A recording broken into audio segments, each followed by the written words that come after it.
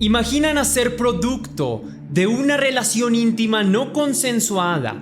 Tu madre es vulnerable y no tiene de otra que vender su propio cuerpo, mientras que las oportunidades en tu vida y tu crianza se van cerrando. Por lo tanto, solo queda el camino de la criminalidad.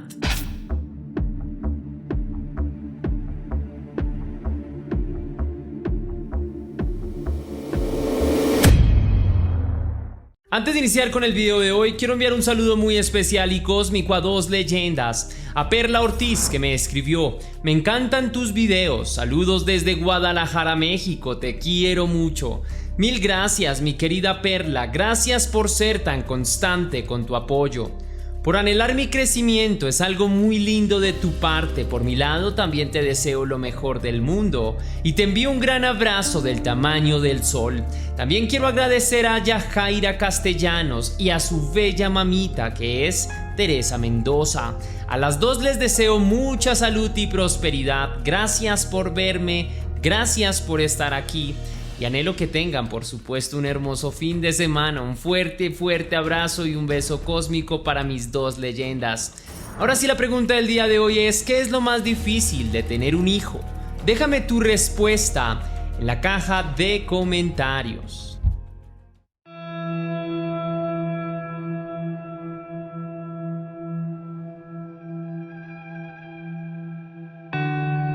La vida entera de Griselda Blanco ha estado envuelta en un velo de misterio. Pese a que su nombre se ha vuelto más famoso durante los últimos tiempos, siguen existiendo muchas dudas en torno a su vida. Se sabe que nació el 14 de febrero de 1943 en Cartagena. Su madre era una empleada doméstica y trabajaba en una finca. La misma concepción de Griselda ocurrió en las circunstancias más trágicas. Ana Lucía Restrepo, su madre, fue abusada íntimamente por su patrón Fernando Blanco y producto de este abuso nació la pequeña. La tragedia para Ana Lucía no terminó ahí. Si bien era cierto que había sido abusada, no abandonó su trabajo porque necesitaba con qué subsistir. Poco tiempo después del nacimiento de la pequeña, la esposa de Fernando Blanco se dio cuenta de que Ana Lucía estaba embarazada y de que su esposo le había sido infiel, pero lejos de culpar a su infiel y abusador marido, culpó a la pobre mujer desterrándola de la finca y dejándola desamparada y a su suerte. A raíz de las escasas oportunidades económicas de Ana Lucía y de la imperativa de mantenerse con vida a sí misma y a su hija, no le quedó otra alternativa que vender servicios íntimos para obtener algún ingreso y así asegurar su subsistencia y la de su propia hija. Esta vida llevó a que madre e hija tuvieran que trasladarse a la ciudad de Medellín. El barrio que vio crecer a Griselda fue Lovaina, uno de los barrios más pobres de todo Medellín y que durante aquella época era uno de los más azotados por la violencia en Colombia. Griselda nació en un contexto bastante adverso, rodeada de muerte e ilegalidad. Su infancia fue bastante turbulenta y no tuvo acceso ni siquiera a la educación, por lo que de niña jamás aprendió a leer ni a escribir. Sus enseñanzas eran de otro tipo. Su época fue uno de los periodos más violentos en la historia de Colombia y aprendió que si quería hacer algo con su vida, debía imponer la ley del más fuerte o en todo caso la del más astuto. Aunque de su vida se cuentan demasiadas cosas, existe una especie de consenso en que su vida delictiva empezó cuando tan solo tenía 11 años. Se dice que a esta edad Griselda ya se había habituado a la crueldad de la vida y era una hábil ladrona que recorría las calles de Medellín. Sin embargo, su historia criminal desde una temprana edad no se iba a limitar simplemente a robos. Fue también a los 11 años cuando Griselda secuestró a un niño. La pequeña criminal habría pedido un rescate por el chiquillo, pero su plan no salió como ella esperaba. El evento le generó tal frustración que terminó matando al infante. A los 11 años, Griselda ya era una asesina. En los años siguientes, Griselda siguió ampliando a grandes pasos su historial delictivo. Además de los robos bajo diferentes modalidades, se aventuró también a la falsificación de dinero. La vida en casa era igual de salvaje. Su madre la golpeaba y su padrastro empezó a abusar de ella, algo que la dejaría marcada de por vida y que de ahí en adelante configuraría la forma en la que se relacionaría con buena parte de los hombres con los que se cruzó en su vida. Producto de estos abusos, Griselda dejó su casa cuando tan solo tenía 14 años. Se especula que para mantenerse con vida la joven habría tenido que recurrir a vender servicios íntimos, aunque sobre esto no existe un consenso claro. Lo cierto es que un año después Griselda conocería a un hombre llamado Carlos Trujillo, un criminal dedicado a la falsificación de documentos y al comercio ilegal de seres humanos. La pareja se casó en 1960 y tuvo 3 hijos. El auge de la música disco en Estados Unidos tuvo como una de sus consecuencias el incremento masivo en el consumo de sustancias ilegales. Colombia se convirtió en uno de los principales productores y exportadores de estupefacientes más consumido en el mundo. Muchos colombianos vieron este negocio ilícito y peligroso como una forma de salir adelante. Así también lo vio Carlos Trujillo, quien además ya estaba acostumbrado a las actividades al margen de la ley. Trujillo empezó a trabajar para un capo de Medellín llamado Alberto Bravo.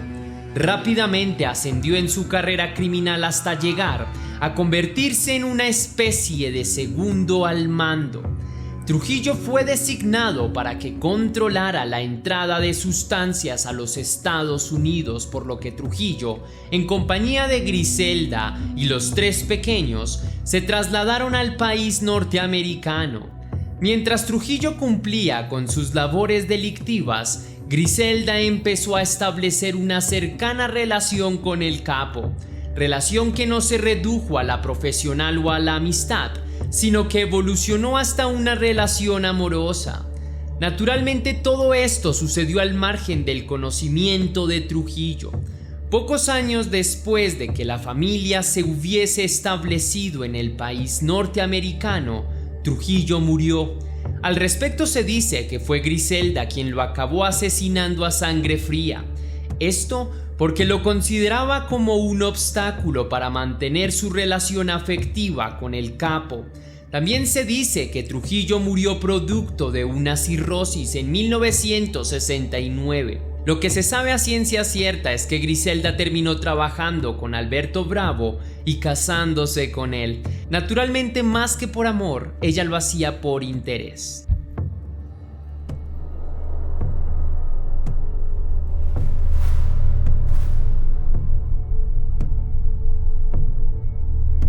Bravo y Blanco no solo eran pareja, sino que también eran socios. Aunque antes el negocio era bastante rentable, luego de que Blanco apareciera, el negocio se vio bastante beneficiado. En pocos años el negocio había pasado de estar localizado en una sola región de los Estados Unidos a cubrir operaciones a lo largo y ancho del gigante norteamericano. Griselda en un inicio se dedicó a pasar sustancias ilegales desde Colombia hasta los Estados Unidos. Era una especie de mula y se aprovechaba de que los controles de seguridad con las mujeres eran bastante más laxos.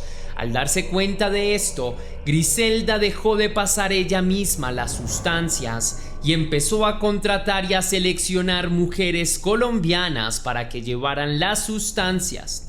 El mecanismo era sencillo.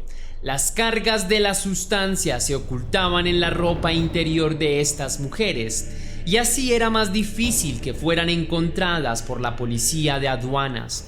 La mujer creó una empresa en Estados Unidos para confeccionar la ropa interior que más tarde permitiría el ingreso del polvo blanco al país. A la par, esta le servía para ocultar sus actividades ilícitas. Pero el papel de Griselda no se redujo simplemente a descubrir nuevos mecanismos para enviar la merca, sino que descubrió nuevas rutas para el tránsito ilegal de estupefacientes.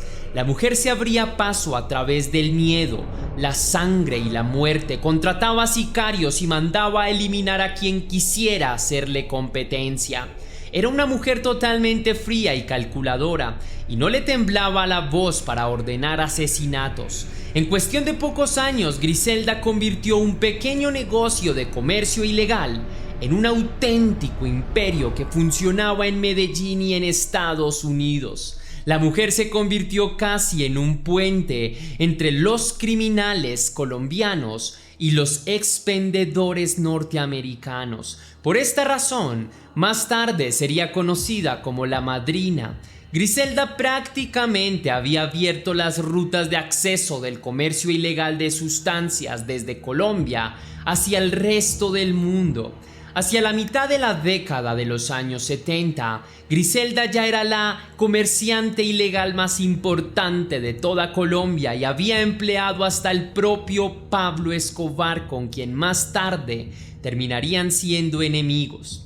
Producto de su gran impacto en el tráfico de estupefacientes, las autoridades empezaron a andar tras de ella y en 1975 se llevó a cabo un fuerte operativo en Estados Unidos en el que tanto ella como Bravo lograron escapar a Colombia. Por esa época, Griselda ya no consideraba a Bravo como alguien relevante, ni siquiera en su propio lecho, pues Griselda tenía muchos amantes. Bravo no se había vuelto más que una carga para esta ambiciosa mujer.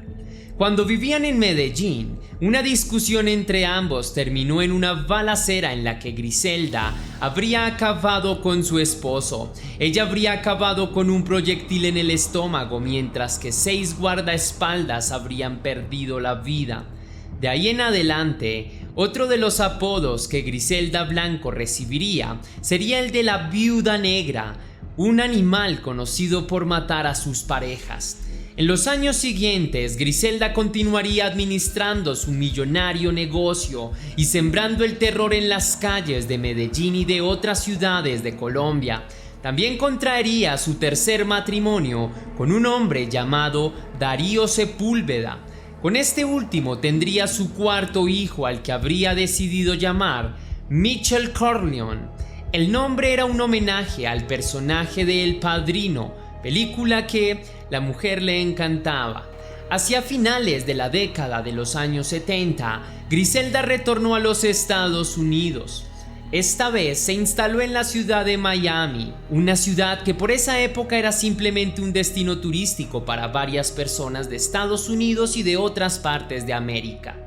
Una vez allí, Griselda Blanco empezó a sembrar la violencia en las calles. El negocio del tráfico se había vuelto demasiado lucrativo y varios carteles de otros países se disputaban el control del territorio para la venta de estupefacientes. Las guerras entre bandas delincuenciales incrementaron a niveles nunca antes vistos. La violencia en la ciudad de Miami era impresionante.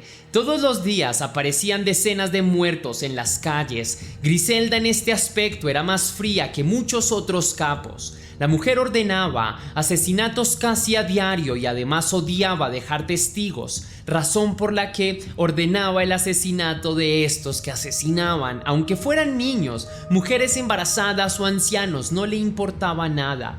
Griselda era totalmente inflexible, pero su crueldad no llegaba solo hasta este punto. La mujer incluso asistía a los funerales de las víctimas que ella misma había ordenado asesinar para corroborar que sus órdenes se estuvieran cumpliendo.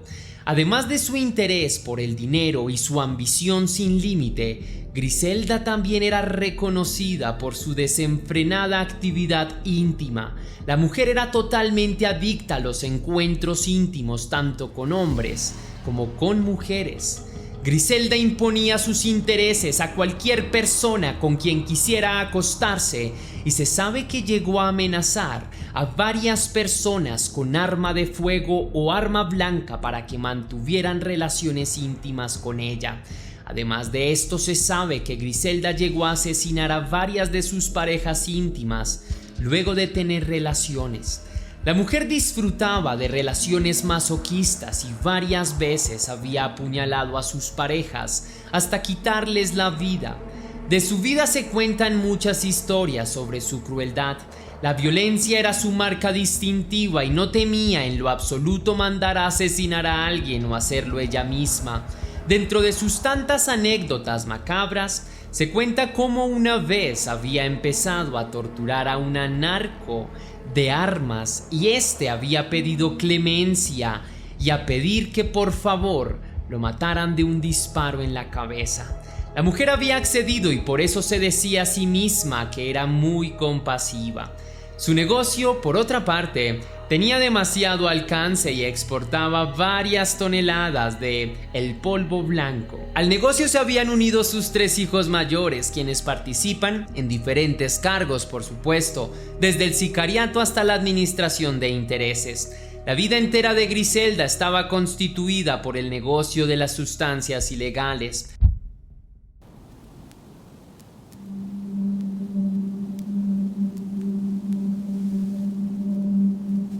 Aunque hasta ese momento Griselda había manejado bien su negocio y había logrado estar siempre un paso delante de las autoridades, su fin empezó a precipitarse cuando la mujer empezó a abusar de las sustancias. De un momento para otro, la sangre fría que siempre la había caracterizado empezó a desaparecer y la mujer dejó de tomar buenas decisiones. Adicional a esto, sentía delirios de persecución y que a cada paso sería capturada. Hacia mediados de los 80, Griselda tenía preparado un enorme cargamento que volaría desde Cali hasta Miami. El cargamento que llevaba eran de 600 kilos de sustancias ilegales. La cólera de Griselda fue enorme y tomó medidas inmediatamente. La mujer ordenó que se ejecutara una masá a plena luz del día.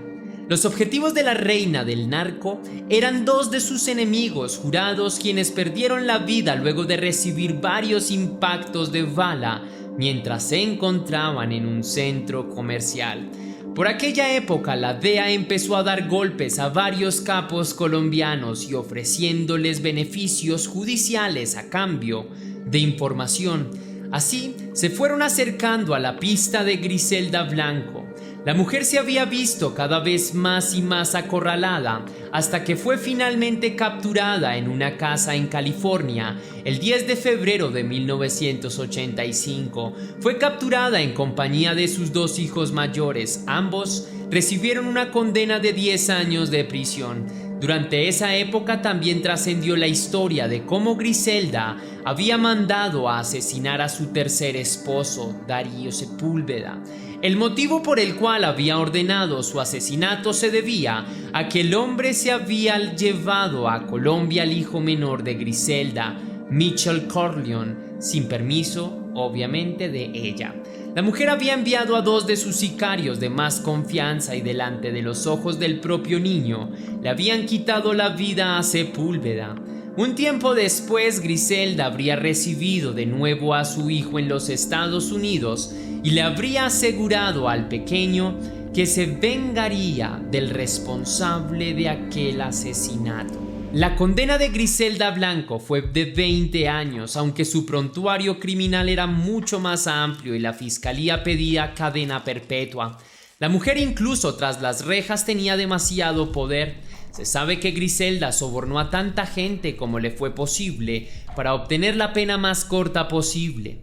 En prisión conoció a su cuarto amor, un joven pandillero afroamericano que le enviaba cartas a la prisión y quien era además 20 años menor que ella.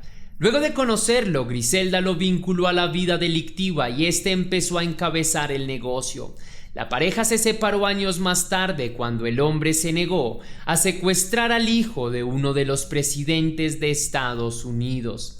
Luego de esto, el hombre se entregaría a las autoridades y sería testigo en contra de Griselda Blanco. Los 2 hijos capturados de Griselda, luego de cumplir con sus respectivas condenas, volvieron a Colombia. Allí, ambos fueron asesinados. Una vez la mujer se enteró del asesinato de sus hijos, ordenó su venganza. Los sicarios de Griselda se expandieron por todo Medellín hasta dar con los responsables. Una vez los encontraron, fueron y torturados de forma indescriptible.